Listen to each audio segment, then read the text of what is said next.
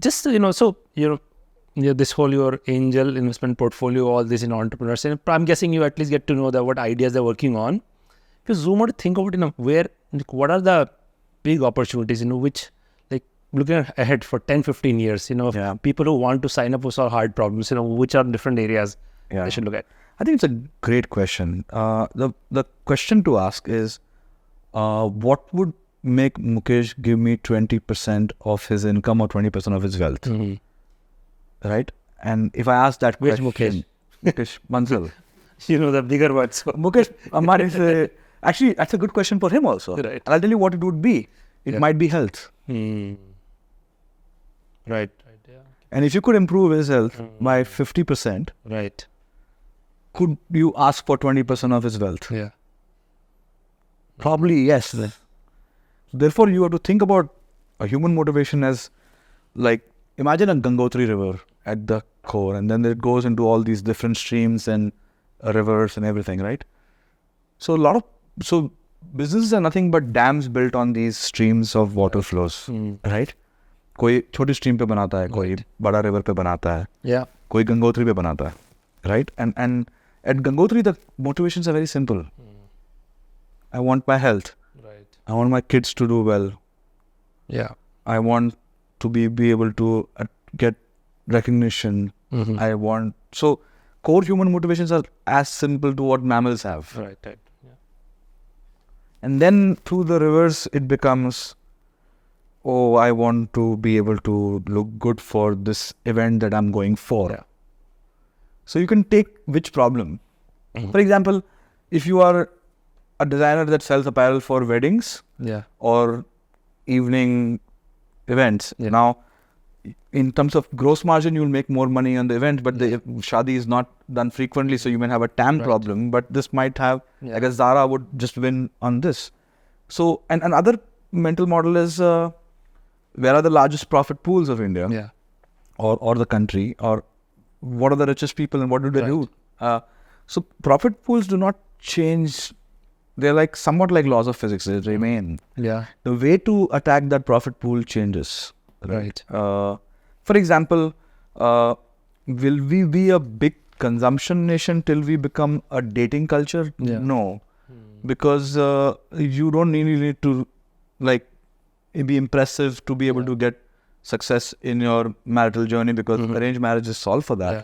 And therefore, we will never be a massive apparel consumption thing compared to other nations, which and divorce rate is another factor to think about. Let's say a country with high divorce rate will make people come back in the market again and again to impress. Yeah.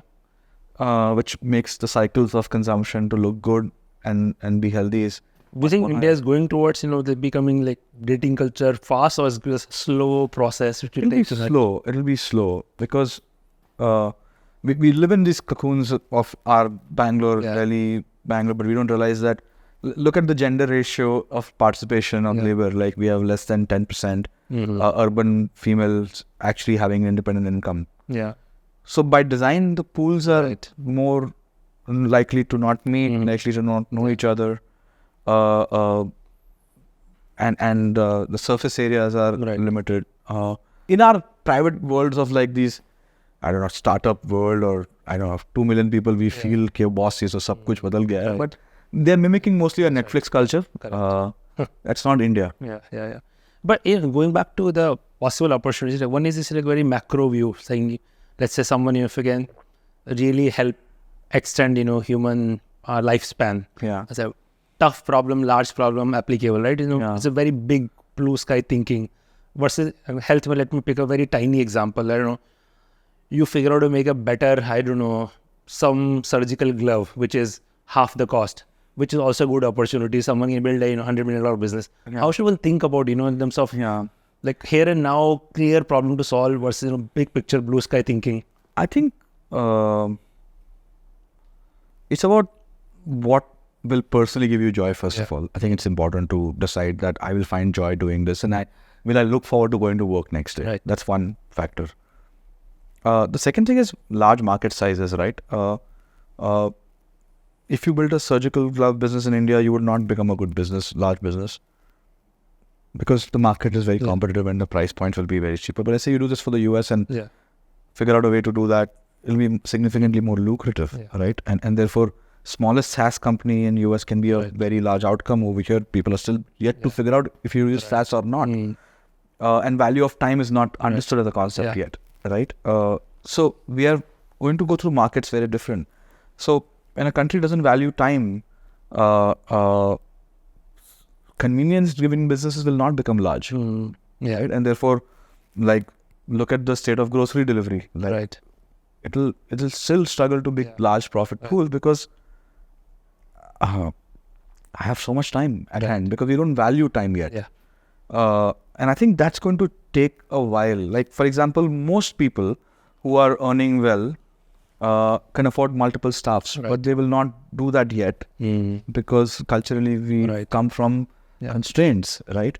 But should you be spending time on that? You should be spending no time on it. So I think we have to go through those journeys. And just, does that mean how should, like, generally, entrepreneur at large should think about selling to people in India, whether consumer business versus selling outside, which is obviously a market are humongous, of a more competitive and probably less context is available. Like both, whatever you and I have done so far is, we've sold to, Indian consumers. I think right now, fine, you are going after a very large profit pool, but generalizing, is should lot more people think about, taking advantage of, whatever, labor cost arbitrage and so on, and going after much larger profit pool globally, or the India opportunity, given that, 7% GDP growth and all that is equally exciting. I think everybody has to play to the level of the game that they understand, right?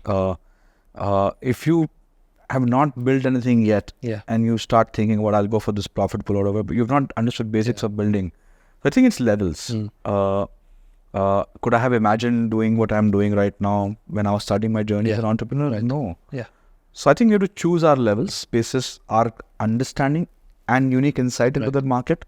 I did not come from financial services background to be building a fintech company or a lifestyle company for that matter. The thing is that when do you do that? When you can create an understanding of what I understand and what is the revenue opportunity, and then you build and then expand from there. But if you have to go for a large profit pool backwards, it will come from research. Like a lot of people don't understand what TAM is, and they get excited by the problem to solve. I think if you rephrase that question, like a lot of engineering background founders say that the problem I'm trying to solve versus what if we said the opportunity I'm going after, right? Or the inefficiency I'm going after, and then the TAM I'm going after, right? It just becomes like, for example, when we started Cred, we said we're going for a set of consumers, not like we'll only offer this and that to them, right? So a lot of people, when we launched again Garage, like they said, how does it make sense to have vehicles, but we have like lakhs of vehicles parked already in a week's time of launch because we just believe we are building for an audience, and if we build good products, they'll use it. I think this also reminds me of one thing that I struggle with, partly being part of Indian consumer businesses, right? We all know most of the income is concentrated among, take your number, 5 or 10 million households, and that's where concentration continues to grow. Are most people who want to build consumer business in India are better off thinking of that audience, or is there a way to think of a much larger audience? It depends on what the business is, right? Can somebody build a very large soap business? Just an example. Are there? Is it possible? Is it possible? If you decide, if Kunal decides, I'm going to, build the next best-selling soap. If they can move capital, because there will be a lot of upfront capabilities that you have to build. If you want to build a large business around it, right? Can you disrupt on price point? Can you differentiate on marketing insight? Can you create something? Let's say for example, if you're thinking what Dove's insight was, people are worried about dry skin and softness was missing. So they took that insight and took that thing in a very big way and made an imagery around that whole thing. So, but you need very sharp insight on what is the gap, and then create distribution capability to make this work. If you're thinking that I'm going to build an internet business of soap, no. Most people don't like going and buying soap online. Most people don't even think about buying soaps, and most of the time, people who are buying soaps are not the actual users. Like somebody else is buying for you, and is it top of mind for you or not? So I think it's about, and if you think about, the better example is deo sprays. They did not talk about odor, which is a negative thing. They talked about what you would get if you smell well. Would you be attractive? Would you be impressive? All of that. So you can take the insight, and if you take one more company that came along, Fog, which says, oh, there's more content per spray. So somebody has established the value of the category, but this is coming more content, more ingredients, more volume per price point. So there's always going to be this play that will always play out. But the question is that, for example, someone like me, I will not do operationally heavy businesses, right? Because I have a certain view that I want to operate on leverage and tech leverage, and therefore my choices will always be limited to that. And a lot of people will be very good at managing. Like you ran an offline business now with a lot of gym centers. Like I can never do that, and I would never do that, right? Because just managing so many employees and running offline business is a very hard thing to do. And different type of business requires different kind of capabilities and different type of leverage and so on. But I think what I was trying to hint at, I feel in India, opportunities are everywhere. Yes, it's just really almost nothing. You can say that it's given. Like even something as old and still as infrastructure. What Adani Group has in the last 20 years. It's only 2-decade-old story. So that's in some ways very exciting part of India, right? Yeah. The thing is that our country is growing. Like you can build many businesses at the same time, right? And we have a younger demographic. But you have to understand a few things. For example, it's very hard to build businesses where your customer cohort doesn't have income. Right. Correct.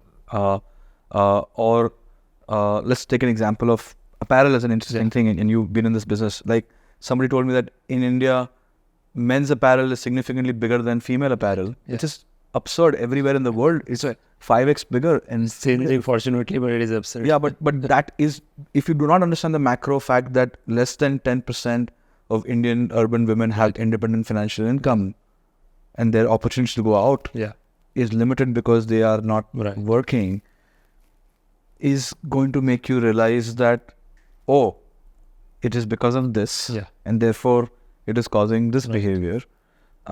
And therefore you'll choose the market accordingly. But let's say you take a global insight and say, oh, I'm going to launch a designer office wear brand for women when the market is shrinking. You can't change that behavior. You are not in position to get more women to start coming to the workforce because there's a cultural trend or macroeconomic trend that is causing that behavior. So you have to pick. So I always like to say that pick an industry that is growing. But most people don't do research only. They are like, oh, I know how to design clothes, so I'm going to build that. No, completely. I think being part of a rising tide just makes life that much easier. Yeah, it's best to be lazy and ambitious in life. Absolutely. That's a leverage.